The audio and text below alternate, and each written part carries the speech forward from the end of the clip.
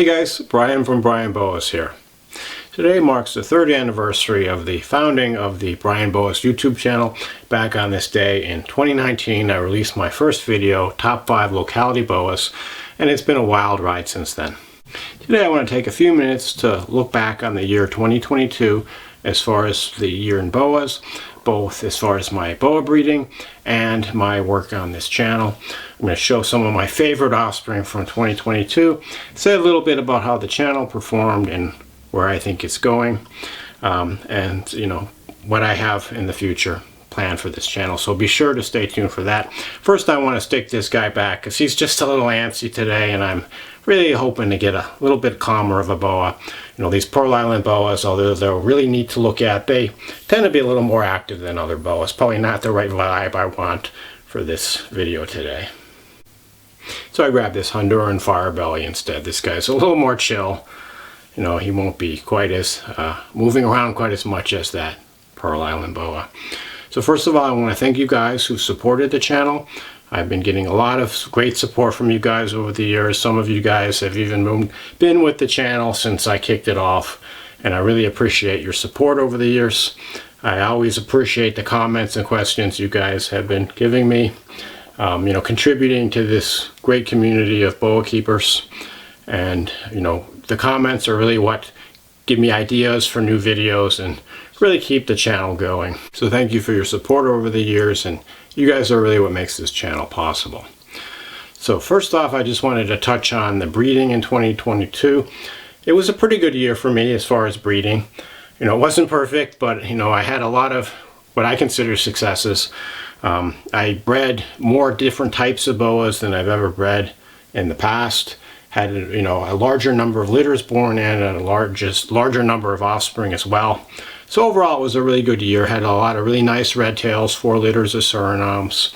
My first morph boa breeding was in 2022, and several other types of boas that I had never bred before I was successful breeding in 2022, and I'm going to show you the highlights of some of those litters in just a minute here. First, I just wanted to comment on the things that didn't work, and actually I did a whole video on this, so I won't belabor you. It's always, when we breed boas, it's unfortunately success is never 100% guaranteed. And sometimes things look like they should work out and they just don't for whatever reason. Not necessarily because you've done anything wrong, but just because it's not guaranteed, and there's so many factors that go into successful boa breeding, many outside of our control. So there were several types of boas that I really wanted to breed in 2022, but wasn't successful. The Argentine boa is probably at the top of the list. I had a pairing this year, which didn't work out for a reason I don't understand. Argentine boas supposedly are one of the easier boas to breed, and I've been successful breeding these in the past, although it had been quite a few years since my last pairing. It was actually in 2015. And when I had my last litter of Argentines, and this is actually one of the holdbacks from that litter, was finally ready to breed in 2022. But it didn't work out. But I have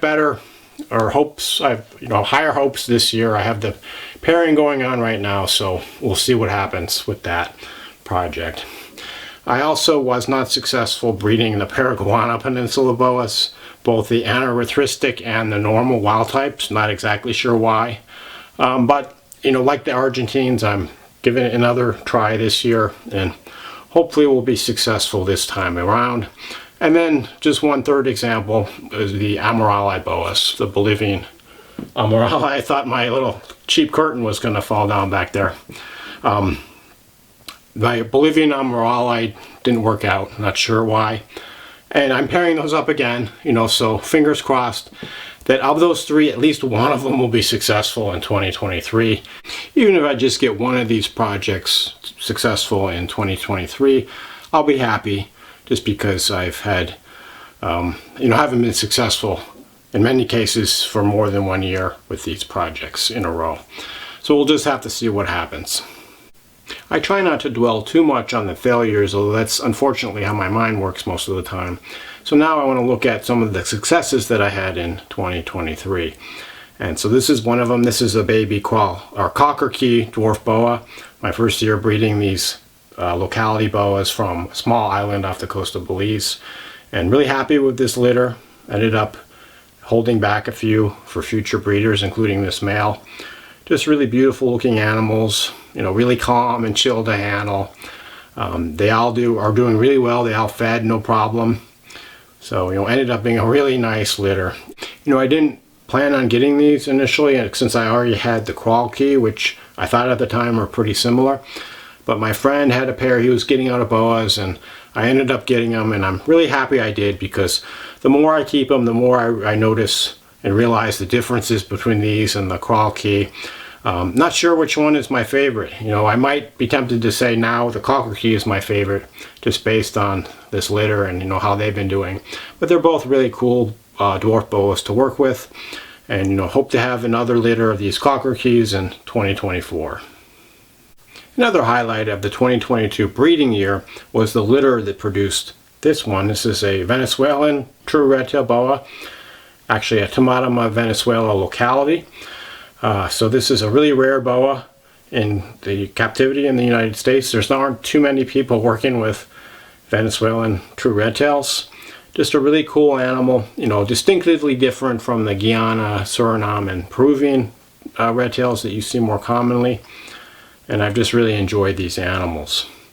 And so this female has this really nice light coloration. Her saddles have a little bit of an aberrant look to them, kind of spiky, but also peaked as well. And then the nice red tail. Just a beautiful animal. Look forward to watching this one grow up and hopefully become a future breeder, 5 or so years from now. I have some Venezuelans paired up right now, so I'm hopeful that 2023 I'll also have Venezuelans available. We'll just have to see. There's of course no guarantees in breeding boas, but my fingers are definitely crossed. A final highlight of the 2022 breeding season were my first morph boa litters, and one litter produced this animal. This is a Super Moran Jungle. So this animal has the jungle gene as well as 2 copies of the Moran gene, which give her this appearance. So very unique looking boa. There haven't been very many Super Morans produced, so I was really excited to get this single Super Moran boa out of my Moran pairing. I had several Moran jungles with just a single copy of the Moran gene, but only one Super. So really cool looking animal, and decided to hold this one back, of course, and grow her up and see how she develops. But just a really beautiful looking animal.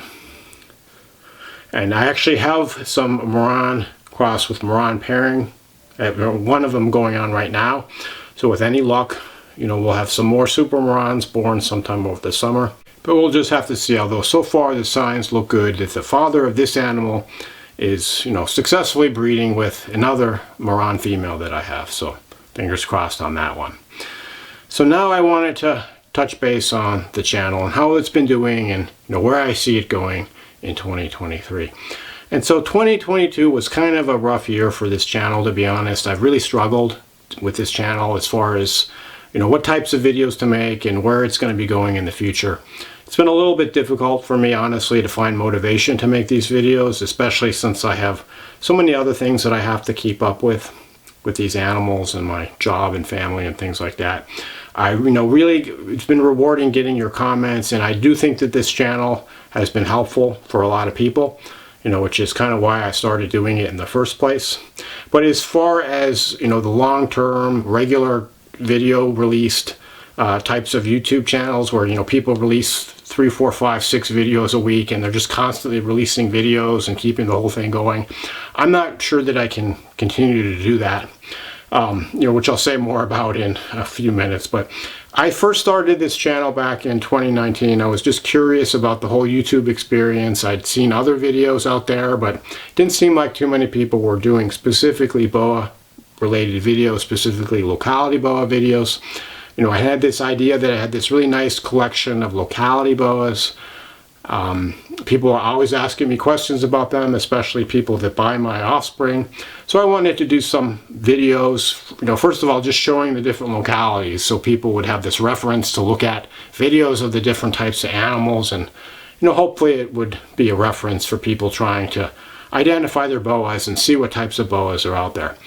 And then that kind of led to making more general husbandry videos, and For the first year or so, I felt like I was kind of on a roll. I had a lot of topics. I had initially this list of topics that was maybe 30 or 40 topics, and got through those in the first few months. But I was getting more ideas from people, and more things were clicking in my brain, so I kept coming up with topics. And so for the first year and a half or so, I released 3 videos a week, which I thought was a lot. But reading about YouTube, especially when I first started the channel, people were saying, well, you really need to release a video every day to be successful, which I thought was kind of crazy. I mean, a video every day, it's just, who's got the bandwidth to do that? And it can be really draining emotionally as well. But I thought three videos a week was a good number, and it seemed like it was a good number. For the first few months, I seemed to be on a roll. The growth of the channel was really nice. I reached 1,000 subscribers after about 3 months. And then it kind of plateaued there. I was still getting subscribers, but the growth as far as the increase in the number of subscribers remained about the same for quite a while. I was getting around a dozen or so subscribers a day. Occasionally it would go up to like 30 or 40 subscribers if I had a really good video.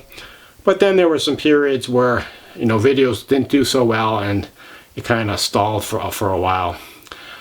But I was able to keep up. But then, eventually I just couldn't keep up with the 3 videos a week anymore, and I just didn't have the bandwidth and the time. So I cut back to 2 videos a week for a while. My growth kind of slowed down even more.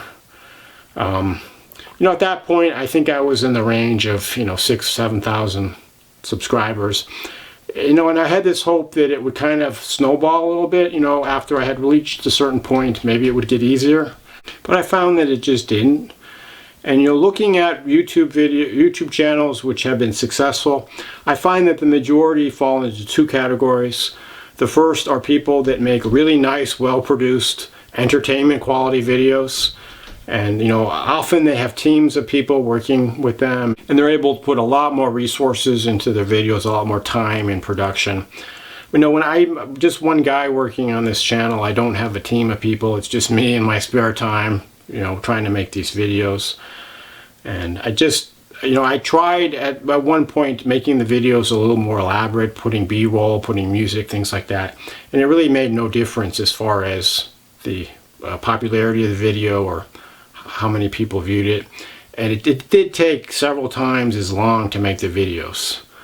So ultimately I concluded that the best way for me to continue moving forward is just to produce videos with as much information as possible, and not to worry about any frills or any production or anything like that. I think that most of you guys that come to the channel don't really care as much about the entertainment. And then the second type of YouTube channel that seems to be successful are the people that just crank out boatloads of content, often producing several videos a day, which I think is kind of crazy. I don't know what else they do in their time other than make these videos. I just don't have the time or energy to do that, and crank out video after video after video. I think another reason behind that is just the content that goes into the videos. There's only so many things you can talk about with regard to a certain topic, and to come out with 3 videos a week on any topic and have them be original and different types of content is pretty hard to keep going for a very long time. And so what I found is that after doing this for 6 months or so, I was just repeating myself, and I was exploring the same content or the same topics in a little bit different of a way, maybe hopefully a little bit better than I had explored it before, and maybe answering different types of questions about the same topic. But if I felt like a broken record, I was just doing the same thing. And I've seen this a lot with some of these smaller channels that put out boatloads of content. They're just doing the same types of videos again and again and again. And so often people will subscribe and they'll watch them for a few weeks, and then it just gets redundant, and then they just stop watching. And I think that's what happened with my channel, because I was able to get more and more subscribers, but the number of views remained pretty much constant throughout the life of this channel. So the percentage of subscribers who are watching the videos has decreased proportionately. If you have 10 times as many subscribers, but you're only getting the same amount of views, that means that the percentage of subscribers watching the content is going down quite a bit. On that note, I thought I'd go over the stats from the YouTube analytics for today. After 3 years of videos being on YouTube, the total number of views is 1,254,000 roughly. The total number of subscribers is a little bit over 12,000 subscribers. If I look back on 2022, the number of views was about 430,000 views and about 3,500 subscribers. So comparing the growth in 2022 versus 2021, as far as the number of views, it decreased by about 9%. As far as the number of subscribers, it decreased by about 800 subscribers. So that's additional subscribers. I got about 3,500 subscribers in 2022 versus 4,300 in 2021. And so this is, growth of the YouTube channel, of course, isn't everything. And my channel tends to be a little bit more specialized than most of the other reptile channels. I think people who have general reptile channels where they look at lots of different types of reptiles, maybe they're able to grow a little faster and reach more people. Boas are a niche. I love them. I don't want to work with any other animal. But not everybody loves boas as much as we do. So focusing on the growth and the size of the channel maybe is a bad metric as far as success. I think it's more important, the people that I reach and the information that's shared rather than just the number of subscribers and the growth of the channel. But we'll have to see where it goes. I mean, honestly, it is kind of not motivating when you produce a video and you put a lot of time and energy into it and then very few people watch it, maybe 800-900 people, and then it just kind of gets forgotten about. And that's been my biggest disappointment actually on YouTube, is that most of the videos that I've made a year or two ago, no one ever watches them, or they get like 1 or 2 views a week, something like that. I have a few that seem to be quite popular and they've continued to get views over the years, but the majority of them just kind of get forgotten about. And I often get a lot of questions about a topic that I've covered in one of these videos that no one's watching. And sometimes I do another video on the same topic and I feel like a broken record. Sometimes I just refer people to the video. I mean, why repeat the same content twice? But I think unfortunately this is how the YouTube algorithm operates. In order to stay competitive and to continue to grow your YouTube channel, you just have to pump out this never-ending stream of content, which is ultimately going to be really redundant. Maybe people like watching redundant stuff. But me, as far as a creator, I feel like creating the same thing again and again is just, what's the point? And of course I could do it differently. I could look more into film production techniques, take a course on making videos, get some new equipment, something like that. But ultimately, I'm a boa breeder. I'm not a filmmaker. I don't really have any training in making videos. And I'd rather put my effort and energy into producing boas. So I have kind of struggled with this channel over the year, and should I even continue the channel at all? What's the point? Part of me thinks that the whole YouTube thing, a lot of people, they're just making videos so they can continue to have a YouTube channel, because if they stop producing the videos, then they'll just get forgotten about by the YouTube algorithm. I think there's a lot of people, older channels I've seen, that look like they were decent channels and someone made a lot of really nice videos that are enjoyable and worthwhile to watch. But the last video they made was like 3 years ago. And it looks like they got to a decent number of subscribers and grew pretty larger than most of the channels, and then they just stopped their growth when they stopped producing this content. So it's kind of like this treadmill where you just have to continue to crank out these videos, and it's like, why am I doing this video just for the sake of making a video? If I have an idea that I want to express, or something I want to communicate, something is happening in the news, or I just had a litter that I'm really excited about, that is the point of making a video. But just to make a video because you need to release 3, 4, 5 videos a week on YouTube to stay competitive with the algorithm, it just ultimately doesn't make sense. But I think there's a lot of people that are kind of stuck in that mentality. And I've kind of fallen into that trap too before. Sometimes I've been like, well, maybe I'll just work really hard and release a lot of videos, but ultimately, why? If you don't really have anything to say, what's the point of releasing a video? Just so you can grow on YouTube? What's the point of that? And then a lot of times I say to myself, maybe I should just stop doing this at all if I don't have the motivation, and put my energy into something else. And so when I went down to the 2 videos, I was able to do that for a while. Occasionally I would release 3 videos a week. And then this last year, there have been several times where I went a week or even 2 weeks without releasing videos. I thought maybe if I just take a break, I'll be rejuvenated and I'll have more motivation.